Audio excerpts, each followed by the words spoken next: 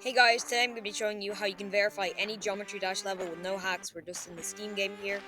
So click the create button here. I'm just going to create a new level and call it like test 4 or whatever. It doesn't really matter.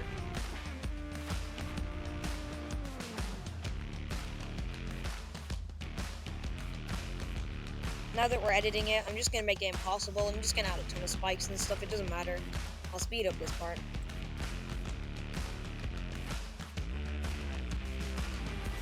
So I just made it impossible. It doesn't really matter for me. So just click the pause button now and make sure you select all.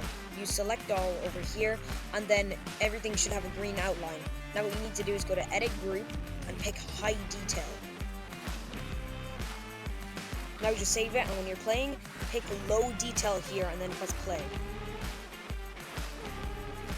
And as you can see, there's nothing here. When you pick a low detail mode, nothing shows up. So now you can verify your level, and thanks for watching. Hope you liked the video and subscribe for more content like this, and I'll see you in the next video. Bye!